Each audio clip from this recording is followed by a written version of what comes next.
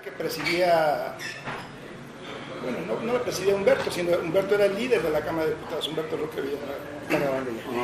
Entonces, mi primer momento de acercamiento a crisis se da con la famosa fotografía, con la Roque Señal. En ese entonces, el director de comunicación, Ramiro Pineda, al que tengo un aprecio infinito, ¿no? Porque pues, es el primero que me da la oportunidad de trabajar en la Cámara de Diputados. Y pues, como yo traía ya un perfil entre reportero e internacionalista, ¿no? Platicamos con Humberto y me da la oportunidad de crear por primera vez en la historia el área de prensa internacional de la Cámara. Estamos hablando en esos momentos de transición. Pero el tema era crisis. Entonces Óscar Camacho se daba lujo, ¿no? Ustedes lo conocen, de sacarlo de la Roque Señal y hacer cualquier tipo de cosas, ¿no? Y ahí pues conocí a muchos colegas, ¿no? Que cubrían en ese entonces la Cámara, pues como se hacía de veras, ¿no? Como cuando se cubría una fuente legislativa de fondo y de veras, ¿no? Ahí estaba la foto de la Roque Señal, aquí a 3 cuadras, en Insurgentes y Reforma, hasta hace 3 semanas. Sí. Es del Universal esta foto. Es del Universal. ¿No es de la jornada? No, la Roque Señal estuvo en la exposición anterior. Esta es de la jornada. O sea, ya me tocó pues, trabajar con todos los que cubrían esas dos legislaturas, la 56 y la 57, ¿no? Y donde me apasionó más el tema de la comunicación política fue con el Corral de la Ignominia. Ya no estaba Ramiro, estaba Roberto Femato. Pero ya traíamos una dinámica bien diferente entre los partidos políticos, porque en esa legislatura pues tuvimos 5 jefes, ¿no? Porfirio Muñoz Ledo, Arturo Núñez, Carlos Medina Plasencia, toda una dinámica bien interesante. Y quien titulaba toda esta área de comunicación pues era Francisco de Sousa Mayo, quien intentaba por primera vez poner reglas y normas para la comunicación legislativa que no existía. Y una de ellas, pues, para mí es crisis, ¿no? Porque rompe todo un modelo y un esquema, es poner un corral de la ignominia, ¿no? Y después reglamentar el tema de la publicidad, el primer intento de reglamentar la publicidad. Y poner un orden, ¿no? Poner un orden en cómo se comunicaba, pero era un orden técnico. Técnico porque no iba más allá de los modelos de comunicación que ahora les comento cómo funcionaban, sino quisieron poner balcones en el Palacio Legislativo, ¿no? Dejar que no entraran los reporteros a las curules como era antes, ¿no? Y empieza ahí una transformación. Cuando se da ese proceso, el presidente de la Cámara se vuelve Carlos Medina Plasencia y trae un grupo de comunicadores, ¿no? A los cuales aprecio mucho porque seguí trabajando con ellos, ¿no? ¿Quién se pelea con el ingreso, no? Pero que carecían de habilidades técnicas y de la forma real de cómo se hace periodismo, crónica legislativa y cómo se reporteaba en esos momentos, ¿no? Yo creo que hemos perdido mucho de ese tipo de comunicación. Pero era una comunicación técnica, no la de veras como todos ustedes la han hecho por muchos años, ¿no? Entonces, al romperse todo este esquema, me interesa mucho pues, meterme más y estudiar en fondo y profesionalizar el tema de la comunicación política. Pero ¿por qué les cuento esto? Pues porque tiene mucho que ver en el actual modelo de comunicación política para entender cómo funciona ahora el actual gobierno, la cuarta transformación, ¿no?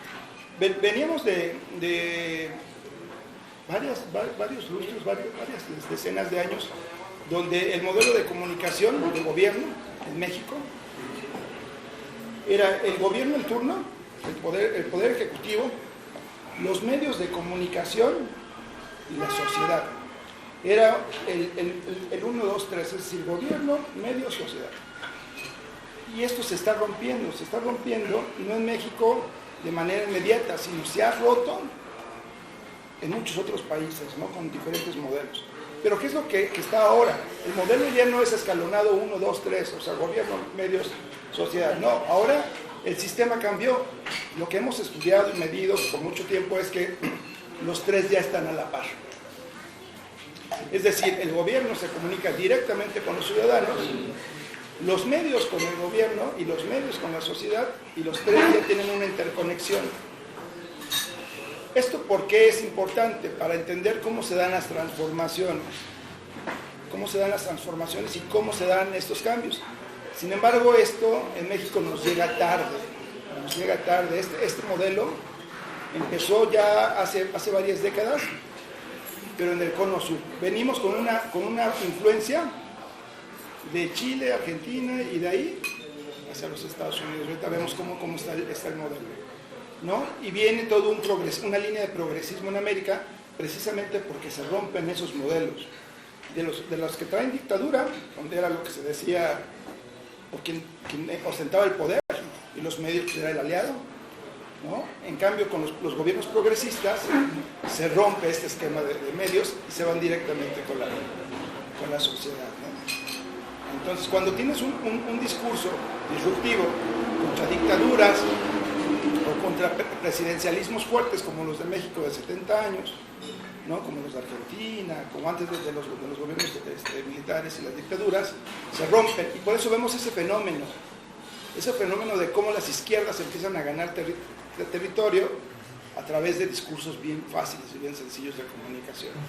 Con una política de comunicación social, que yo llamo de progresismo, en donde hablan no de cuestiones económicas, no de cuestiones sociales ni de democracia, no, sino son discursos, narrativas y acciones de comunicación social para proteger o combatir las desigualdades, acercar a la gente a que tenga más beneficios sociales, derechos de tercera generación, como permitirles el uso de drogas, como casarse entre parejas del mismo sexo, ¿no?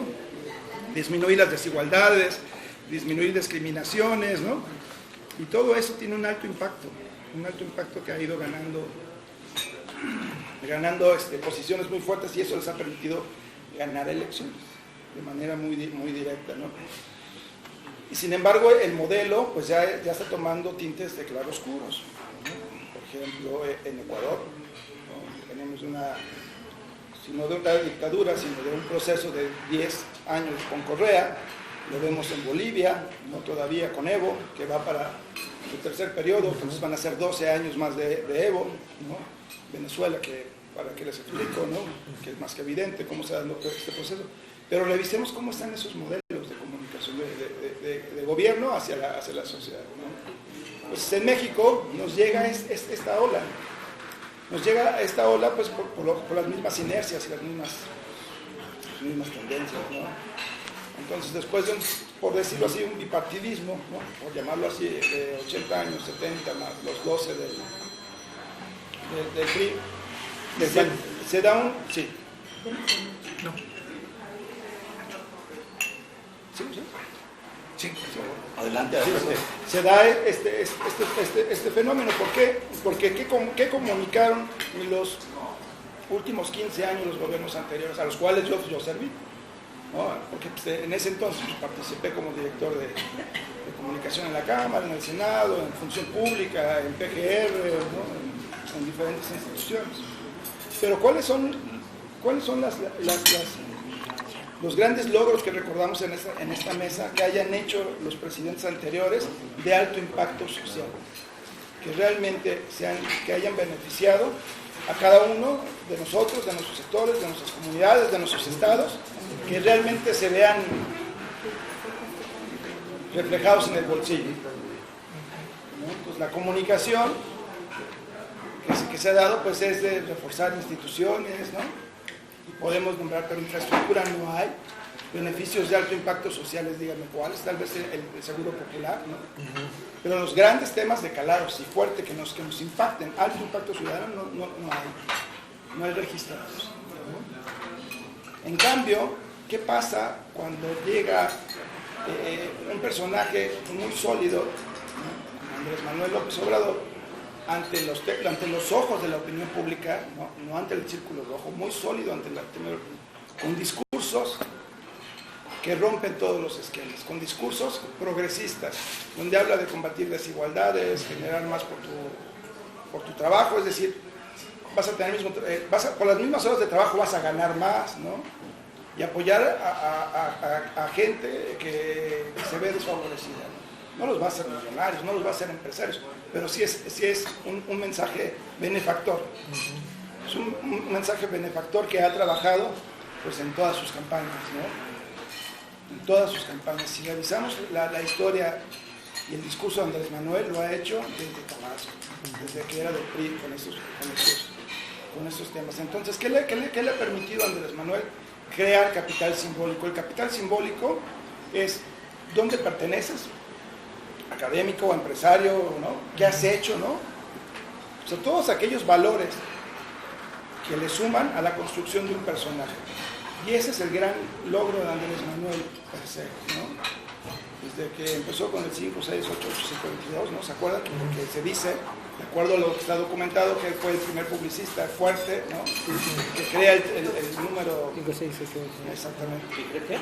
El número de Locatel. No, de consumidor. Del Instituto Ah, del sí, Consumidor, 8, donde él 7, trabajaba. ¿se acuerdan de ese? Sí, claro. Pero ¿por qué hace eso? Pues no descubrió el hilo negro, simplemente conectaba realmente con la gente. Hay dos cosas que ha hecho muy bien durante mucho tiempo y es una máxima en la comunicación política.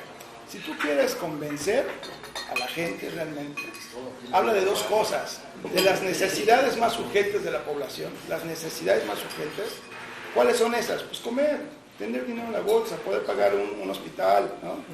Y la segunda, las preocupaciones. ¿Qué le preocupa a la gente? ¿No? ¿Qué le preocupa a la gente? Pues tener empleo, ¿no? Poder tener dinero para llevar y dar el gasto a la esposa, ¿no? Poder pagar las colegiaturas.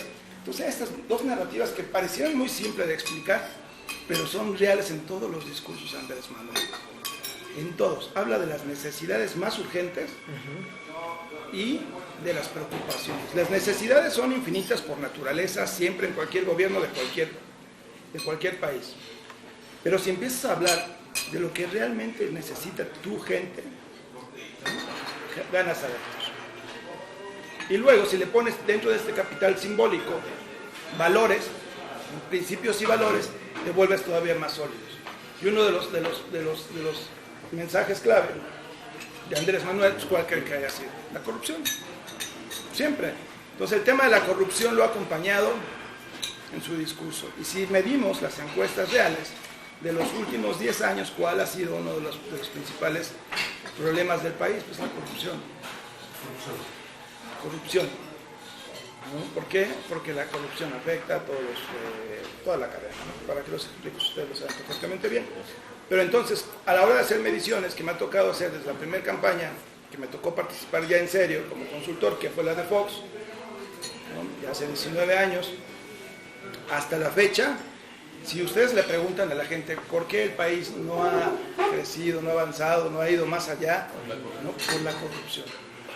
Y la última encuesta que sacó Roy de expectativas de gobierno, la corrupción sigue siendo el eje. Bueno, la campaña electoral que terminó, el eje de campaña era la... Deja que Sí, pero termine su exposición y luego lo... Entonces, ese es el esquema, ¿cómo estamos? ¿Qué está pasando cuando Andrés Manuel gana la presidencia del país? Sí. Se adelanta al proceso de comunicación lógica que hemos visto durante muchos años, ¿no? Rebasando totalmente por la derecha y adueñándose de la comunicación de este país de una manera fabulosa. ¿Por qué? Porque ¿cuál era la tradición? Si revisamos desde Zedillo, Salinas, que ¿no? Pues ganaban la elección y se guardaban, ¿no? Y dejaban que el presidente terminara, ¿no? ¿Qué pasó con Vicente? Pues es la transición, y se acuerdan que despachaba aquí en el Fiesta Americana, muy tranquilos, ¿no? Con Durazo, por cierto, ¿no? ¿No? Y la transición la gana la transición y opaca todo esto. Y si en la campaña gana con 6 de cada 10 mexicanos, ¿no? Con el proceso de comunicación incrementa su valor simbólico. Todavía no estamos hablando de gobierno, sino estamos hablando de comunicación política, entendida como todas aquellas estrategias legales y de persuasión para una sola cosa, mantener el poder. Esa es comunicación política y es el concepto real que siempre ha tenido en la mente Andrés Manuel. no es mercadotecnia política, no es marketing político, no es comunicación de gobierno. Esa es otra historia, son otras áreas que suenan igual pero no son lo mismo, ¿no? Entonces la comunicación de gobierno de Andrés Manuel ha sido esa toda su vida: generar, administrar y crear percepciones. ¿Por qué? Porque trae el pulso, no es un hombre de calle que trae el pulso, ¿no? Es como todos ustedes, ¿no? Ya no me incluyo porque ya no ejerzo el reportero, si no estás en la calle, estás olfateando tu fuente, sabes qué hay, ¿no? Así Andrés Manuel, ¿no? Olfateaba a la gente, traía el pulso real de la gente porque pues, no estaba encerrado como todos los políticos que hemos visto transpirar, ¿no? Dentro de su burbuja de cristal, ¿no? Si algo conocen de Andrés Manuel es el territorio y lo conocen muy bien. Entonces ese es el tema. Y hay muchos analistas y de la industria en la que estoy ahora, del marketing político, comunicación política, que dicen es el genio de la comunicación política moderno. Y no, es el nombre nada más que ha sido congruente con lo que ha hecho toda su vida y que conoce más que nadie el país del territorio. Es el único que ha recorrido a pie el país varias veces y casi todos los municipios. Según él, sus datos dice que todos, ¿no? Y que varias veces. Yo lo veo complicado, ¿no? Porque si realmente conocemos México, veo complicado que haya podido recorrer todos, pero sí un 80-85% yo creo que sí, que está documentado haciendo los cruces de análisis. Es un proceso de investigación que estamos haciendo en un laboratorio, así con un grupo de amigos, para ver lo que está documentado en prensa de todos los municipios del país. No hay algunos estados que ya nos da, que ya los recogió, pero bueno, ¿esto para qué nos va a servir? Para darle soporte a todo el territorio, ¿no? Entonces rebasa totalmente. Entonces de 6 de cada 10 pues le eligen y gana la elección de una manera muy buena, muy afortunada. Sin embargo, no llega con los niveles de expectativa de gobierno de Vicente Fox, ¿no? De acuerdo a la última encuesta, vemos que el que llega con mayor expectativa y aprobación en los primeros días es Vicente, no Andrés. Yo ahora les doy los datos de la última encuesta. Tengo dos fuentes, una es Roy Campos, ¿no? Que está en la página, y me traigo, si quieren se los comparto, cuando vienen expectativas, ¿no? Vicente llegó con un 80%, Andrés Manuel está como un 63%, ¿no? De acuerdo a Roy Campos, insisto, y a Buendía. Podemos creerles o no creerles, pero son las únicas mediciones que hay públicas, ¿no? Y defendibles. Pero vayamos más allá de cómo empieza a construirse toda esta comunicación, que es bien interesante, bien apasionante, ¿no? Empieza porque de entrada hay tres elementos muy importantes. Una es que el rasero es muy bajo. El rasero que dejan los anteriores es muy bajo. De acuerdo con las encuestas, Enrique es el que menos aprobación tiene. Deja la presidencia con un 23, 22, de acuerdo a la encuesta, de aprobación. Entonces cualquier cosa que haga Andrés Manuel, que suene a verdad y que esté alineado a las expectativas de gobierno, que son tres: corrupción el primero, salarios, ¿no? Y el otro es empleo. Entonces, no perdamos esos tres elementos, porque de ahí puede venir el gran éxito de Andrés Manuel o que empiece a bajar. Entonces, si tú alineas cualquiera de las primeras acciones de gobierno transversales a la corrupción, le dan check. ¿Por qué? Pues porque los gobiernos anteriores, el rasero de alto impacto ciudadano, de la gran masa de los millones y millones de mexicanos que votaron por Andrés Manuel, ¿no? Necesitan de esos temas de alto impacto ciudadano, no necesariamente de política pública, olvídense de eso, de alto impacto ciudadano.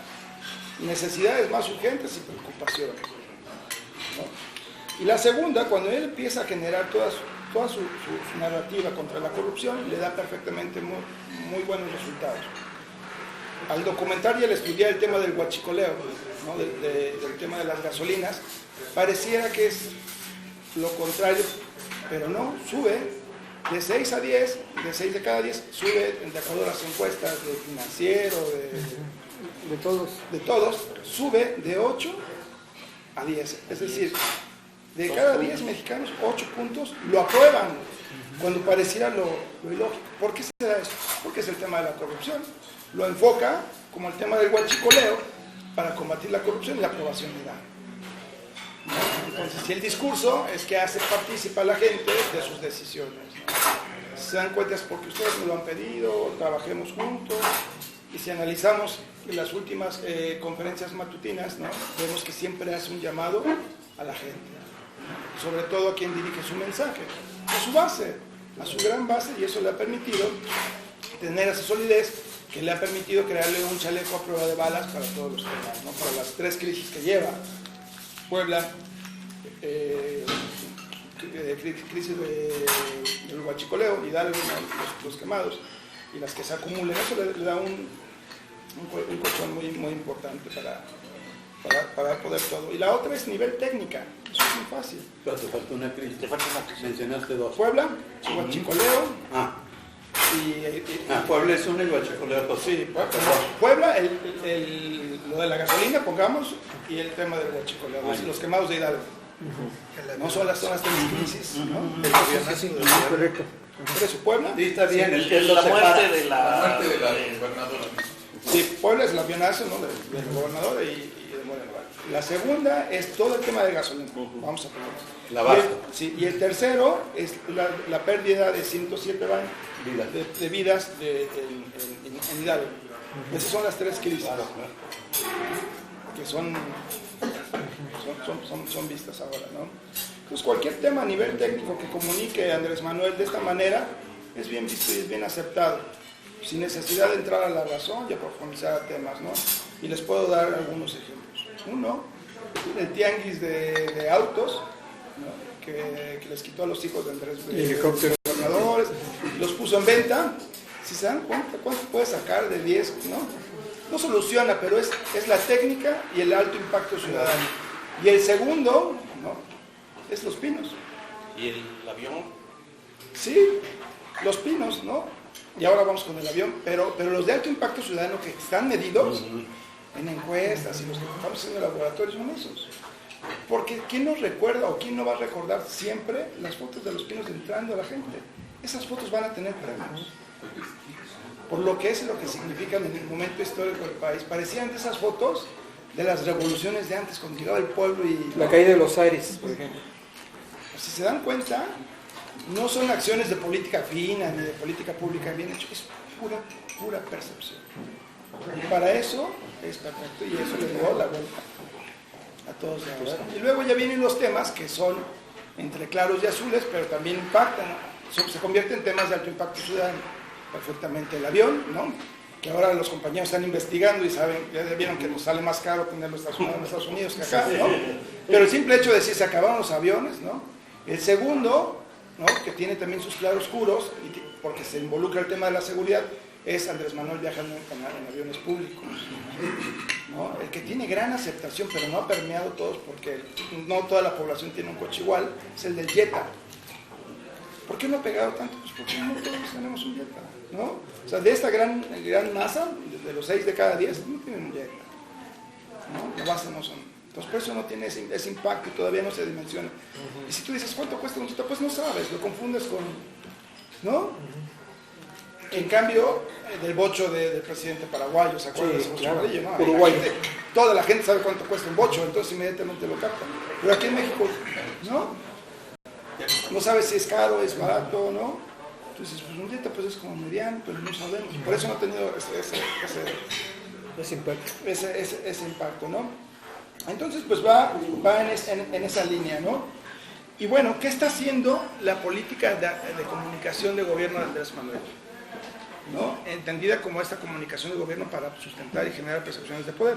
Está haciendo un balance entre el tamaño de las necesidades, el tamaño de atender las necesidades y la posibilidad de atenderlas. ¿Qué quiere decir? No está yendo por todo el pastel. Está yendo primero por las que puede atender de manera para hacer cumplimiento de campañas, ¿no? ¿Qué es lo que estamos viendo? Pues la Policía Nacional, el cierre de ductos para combatir la corrupción, ¿no?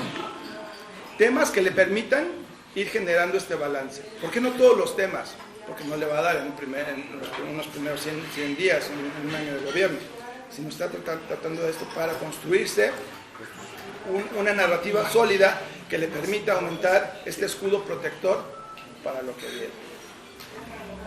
¿Cuál es el tercer elemento de comunicación de gobierno que le permite tener esos techos y esos números a Andrés Manuel? Pues tenemos desafortunadamente una oposición muy débil ante todos los temas nacionales, sean los pequeños o los grandes nacionales. Vemos una oposición muy débil, muy anodina, muy parca, donde no hay cabezas fuertes. Anodina sobre todo. Anodina. ¿No? Anodina, ¿no? Sin chiste, sin sabor, ¿no? Magra, ¿no? Y si revisamos todo el escenario de actores políticos, los gobernadores, ¿no? Porque tienen ahí cierta influencia, ¿no?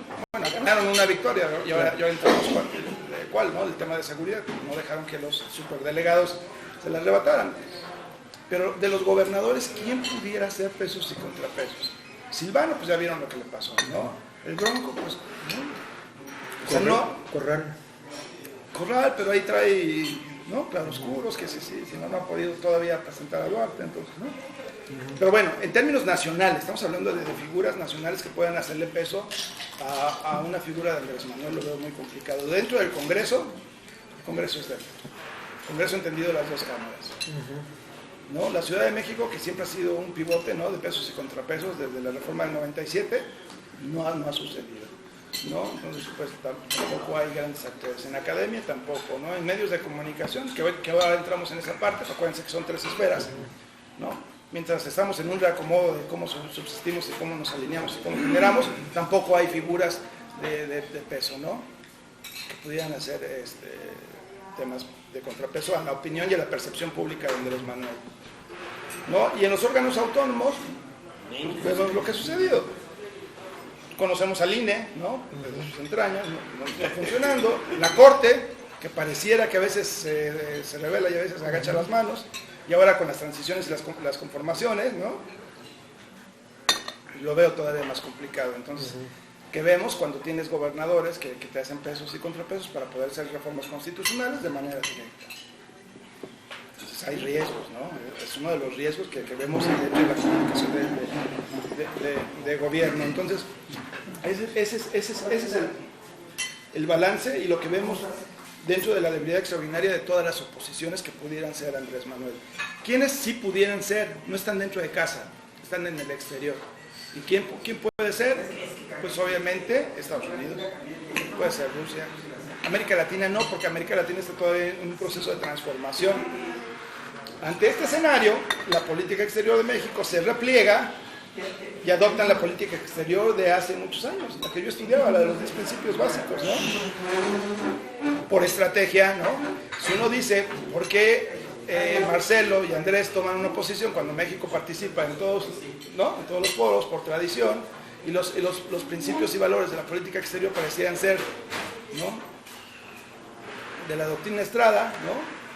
Y ya han sido superados, pues no, los retoma, precisamente porque en los pesos y contrapesos sabe muy bien que pudiera tener desventajas de los actores internacionales.